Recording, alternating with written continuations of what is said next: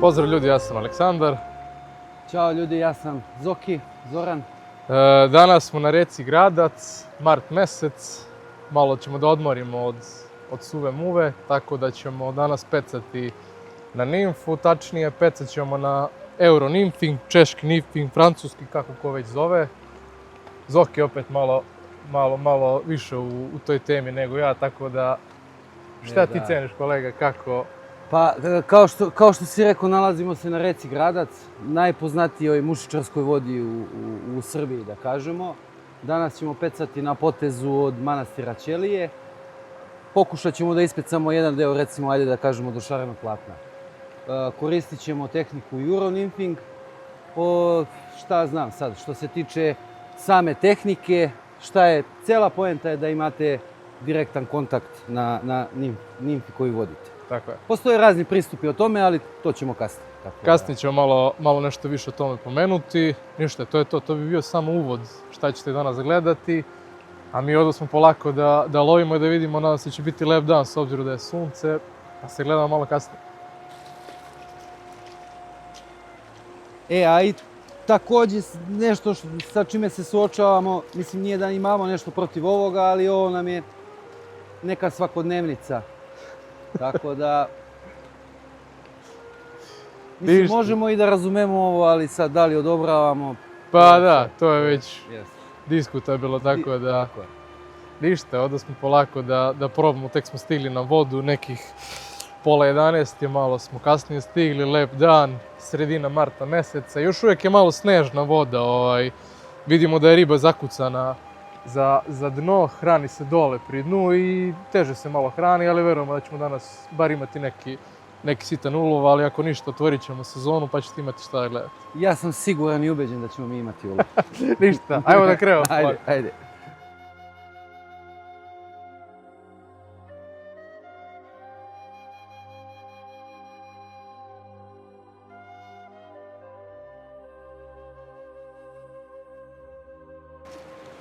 Evo moj drugi zabačaj. Već smo uspjeli jednu lepu potočnu pastrenku da uhvatimo. Evo nam ga i naš prijatelj pas, od kog ne možemo da živimo. Beži, Džeki. Sad, obavezno šta ćemo sad ti i ja? Tebe je neko pustio i ovdje izgubio ti, sad si ti sa nama cijel dan. A mi moramo ribu da pustimo. Ništa, ajmo zajedno ti i ja pustimo ribu pa ćemo poslije tražimo vlasnika. Evo jedna lepa mala potočna pastronka. Opa, sama se izmigoljila i otišla. A mi ćemo sada probati da ulovimo nešto. Evo ga iz Zoki uhvati. Evo i zakačili smo prvu ribu. Lepa pastronka. Oko nekih 30 centimetara i spala je naravno, ali ovo se dešava. Tako da nema ljutnje. Dala nam je šansu, nismo iskoristili. Idemo dalje. Mi generalno nemamo neku potrebu previše da je diramo, da je slikamo, da je prevrćemo po pesku, znači dovoljno je, evo barble sudica, ona je već otkačena i evo ovaj potez, da kažemo, ona je već oslobođena. To je to.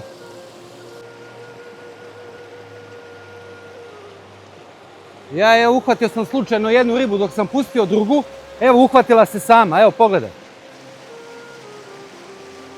Mislim, prosto neverovatno.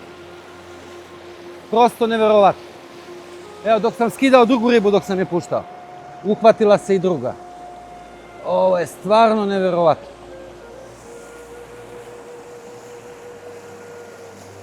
Apel, još jedno, minimalan kontakt s ribom. Jako su osjetljive, pogotovo kada gradac krene da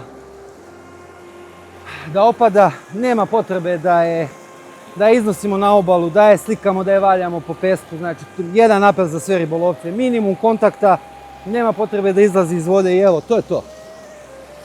Evo, za par minuta mi smo imali već 3-4 ribe. Jako efikasna i dobra tehnika. Sad, generalno, kada pričamo o samoj tehnici, postoje neke predrasude kod ljudi da li je ovo mušičarenje. Ja bih rekao da jeste iz prostog razloga što koristimo, znači recimo koristimo flyline, koristimo lider i tipet, znači sve elemente mušičarenja. Što bi u suštini značilo da ja sa ovim štapom za nimfu mogu da pecam i na suvu.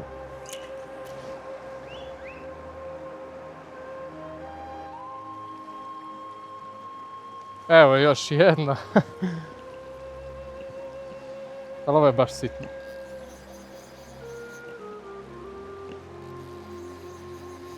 Dakle, isti vir, isto mesto, isto vođenje ribe. Čak i mislim da je iste veličine. Nije, ovo je malo veća. Doći. Evo još jedna, dakle, potočna pastrmka, maltene iste veličine, iste riba kao prošla. Nećemo mnogo da gnjavimo. Opa, evo već zbog dosta kiselnika u vodi ima dosta snage, tako da je, kao što ste vidjeli, odmah odletela. A ništa, mi se vraćamo polako na dalji ribolov, pa ćemo vidjeti da li ćemo još nešto loviti u toku dana.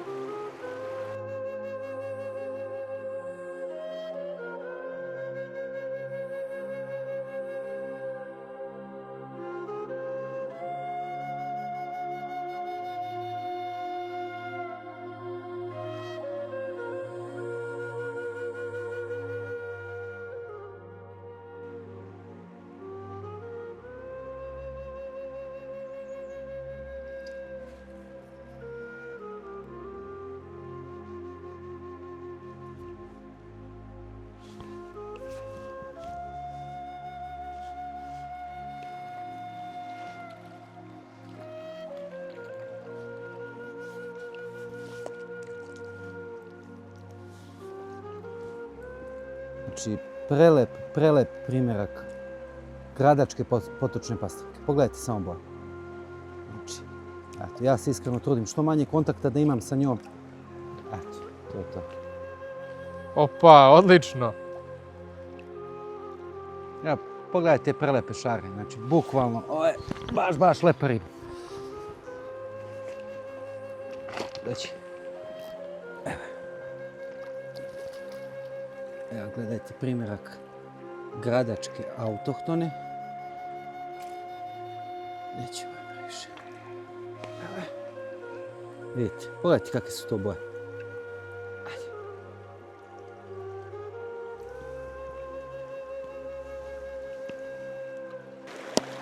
Što se tiče izbora nimfi za reku Gradac, na početku sezone koristimo malo veće glave i kasnije kako voda krene da opada, koristimo manje glave. Uglavnom to su glave maksimalno 3-5, u letnjim periodima spuštamo na 2 mm.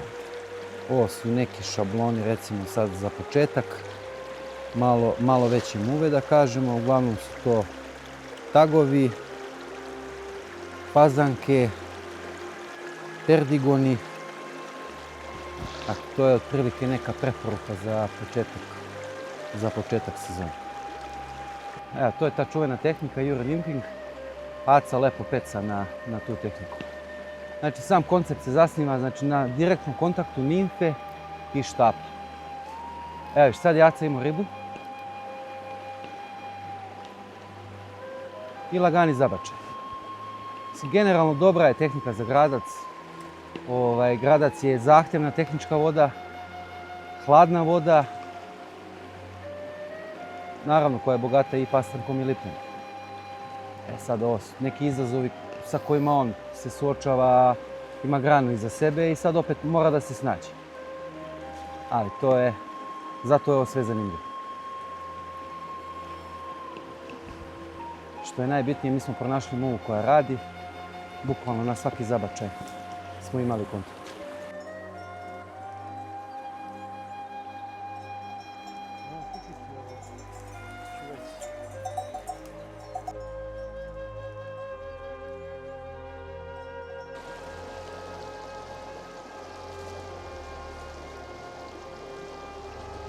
Evo je, kontakt.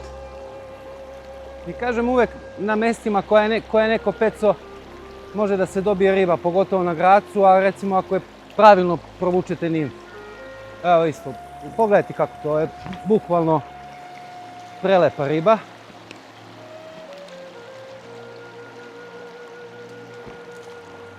Evo ti kako to izgleda. Još jednom da napomenem, ja stvarno izbjegavam kontakt. Osjetljive su dosta. Kad nemate potrebu da je uhvatite rukom, nemojte uzimati, eto, čisto malo da je ispoštujemo. Evo, pogledajte kakav je to primjer, pogledajte. Prelepa riba. Ćao, Lutko.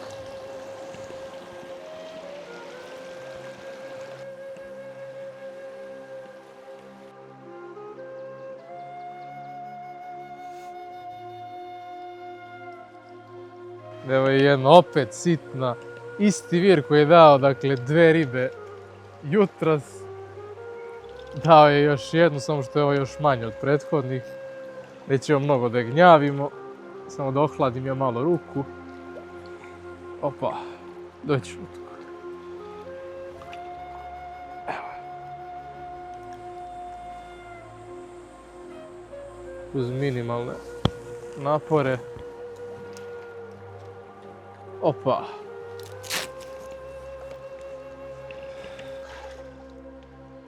I ono što kažemo, bukvalno svaki kamen je živ. Mislim, nije kamen živ naravno, ovo je živa bića koja su na njemu. Pogledajte prelep primjer kamenjarke.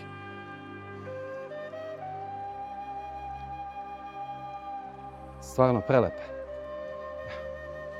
Sad ćemo lagano mi nju da spustimo.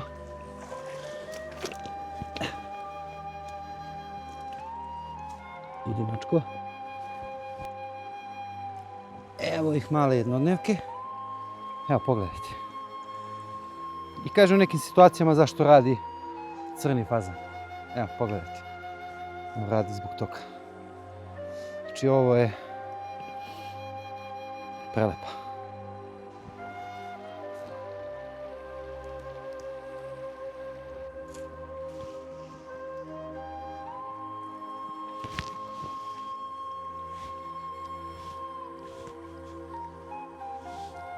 Prava gradačka potočara. Evo, snimio je samo boje da vidite. Prava autohtona. Ajde, beži mala. Što manji kontakt, pogotovo ove male ribe. Što manji kontakt da im ne skidamo tu sluz. Ajde, dobro se i zakačili. Nalazimo se bukvalno tačno ispod Ćelijskog mosta, odnosno na potezu iznad tog čuvenog velikog vira.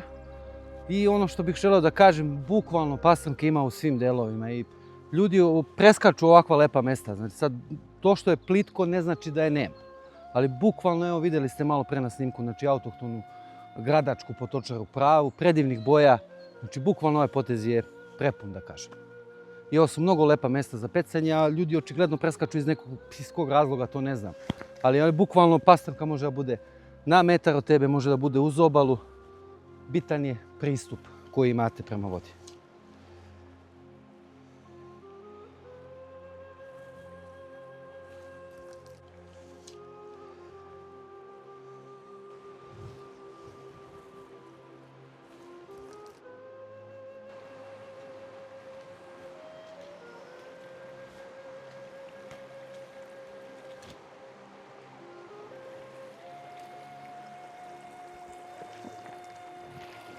Daći Lutko.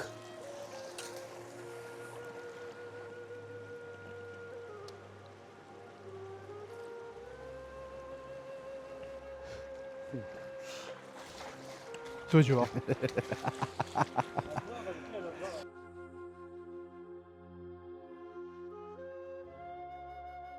Ajde, odjavi se nama emisiju. Hoćeš, ha? Ajde. Ljudi, to je to što se tiče kako se zove pecanje za danas. Kao što ste vidjeli, bilo je dosta ribe, bilo je dosta akcije, ali nismo... Izostali su ti neki veći ulovi, da kažemo. Mada to je sastavni deo ribolova i namjerno želimo da ova emisija izađe takva kakva je. Dakle, da vidite da nije uvek baš sve bajno i sjajno sa onim ribama od 45-50 cm plus. Bilo je tih krupnih riba, da kažemo, većih, vidjeli smo jedno sigurno preko 40-45 cm, aktivno se hranila negdje po dnu, levo, desno je išla, ali eto, jednostavno nije htjela da uzme našu nimfu, mada, što se mene tiče, ja sam zadovoljan današnjim danom, kako je prošao, nadam se. Kako tebi bilo? Pa meni je bilo, ja kažem, generalno uvek kada dođem na Gradac ja uživam, tako da to je, mislim, sve zavisi kako ko gleda. Sad, znaš, prođemo svi neke faze, što više riba. Jest. Generalno bilo je dosta ulova, pogodili smo nimfu, jesu ulovi bili manji, ali što kaže, to je to. Imali smo par, recimo, krupnih na štapu, ali nisu se dale izvući, tako da, mislim, kažem, generalno mušičarenje je mnogo lep sport. I eto, čisto da uputim starijim kolegama, ne više kao neki apel da pokušaju što više mladih ljudi da uvuku u ovaj sport, da dele znanje, tako da ima ona jedna lepa poslovica što kaže znanje nije znanje ako se ne deli. Eto, to je otprilike nešto od mene. Ništa, to je to. Hvala vam puno što ste gledali ovu epizodu. Nadam se da ste vi uživali danas sa nama, tako da očekujte dosta epizoda novih u 2026. godini. Imamo dosta u planu što se tiče snimanja da li na Gracu, da li na drugim rekama. Dok nam naravno ne krene sezona na Drini 1. juna, do tada ćemo loviti na ovim manjim našim rekama. I naravno dok ne dođe taj famozni maj sa tom majskom uvom, po meni najlepše moguće pecanje na Gracu ovdje, tako da to je to. Sigurno ćemo snimiti još neke epizode u narednom periodu, ja ću se potruditi, daću sve od sebe, a ništa. Hvala vam puno što ste gledali, uživajte. Hvala ekipi Balkan Flya, što kaže, odrađujete sjajan posao i... Hvala tebi puno što si bio današnji gost. Meni je zadovoljstvo, uživali smo. Nadam se da ćemo... Svi zajedno sa našim kompanjonom. Da, bez njega ne bismo ništa ulovili danas. To je to, hvala vam puno.